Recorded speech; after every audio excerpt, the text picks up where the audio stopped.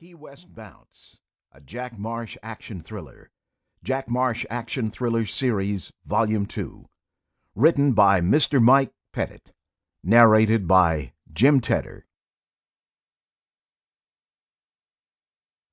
Chapter 1.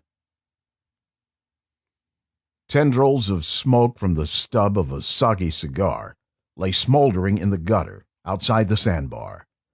There wasn't a breath of air moving either up or down Duval Street to disturb the smelly stogie as it slowly burned itself to death.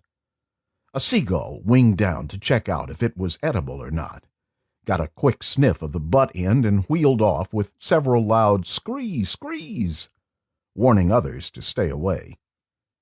Jack Marsh watched the bird dart off as he sat chewing ice out of a plastic cup, thoroughly agreeing with the bird. The cigar had to go.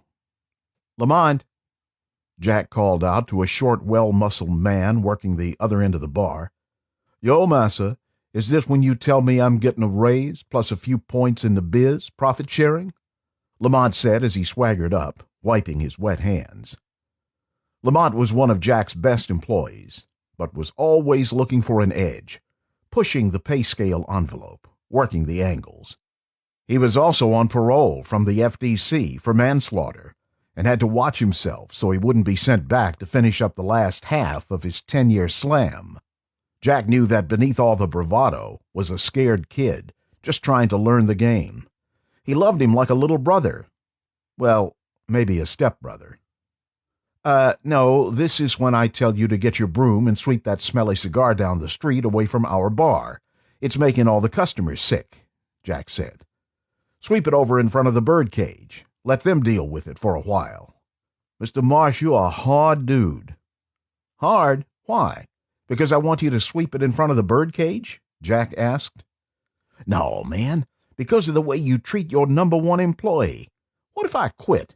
Who's going to ice down all that beer? Who's going to bust them tables? Who's going to make all those fat white ladies smile and scream for Lamont? Who, huh? "I guess the next man I accept from the parole board," Jack said. "See? That's what I'm saying. A man makes a few dollars trying to buy his freedom, and what does he get? A pay cut, a raise in the rent, longer hours? Lamont, the broom, now," Jack said, pointing to the street.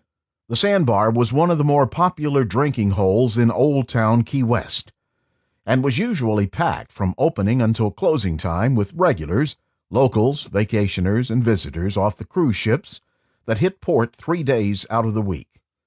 The place offered live music, oversized drinks at a fair price, pretty waitresses dressed in short shorts and halters that were probably the main attraction, a mean cheeseburger, and the island's best conch chowder.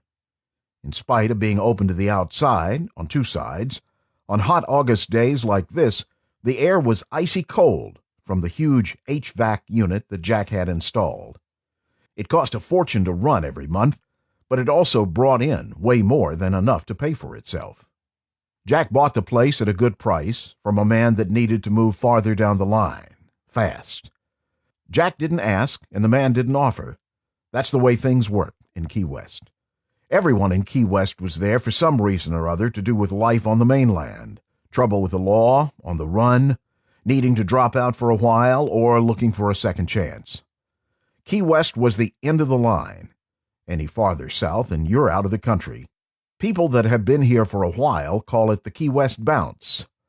You can spot the bouncers. They have a certain hunted look, something inside that only they can see is after them. They'll stick around long enough to see if this is the place to find what they're looking for, and if not, they bounce down to the islands. Maybe to be seen again, maybe not. A bright pink Chevrolet Capri with Island Taxi hand-lettered across the door pulled up to the curb and honked. "Hey, Jackie, a word with you?" The driver, wearing a short-sleeved white shirt and black bow tie, called out, motioning for Jack to join him. Jack signaled to Coco Duvalier, his bar manager, that he would be back later. She acknowledged with a wave off and went back to mixing drinks. Jack hopped in the cab. "What's up, Max?" Max pulled away from the curb. "You know, same old 6s and 7s, trying to make a buck. This heat is killing." To keep listening to this audiobook, I've left you a link in the description so you can do it, at no cost thanks to Audible's 30-day free trial.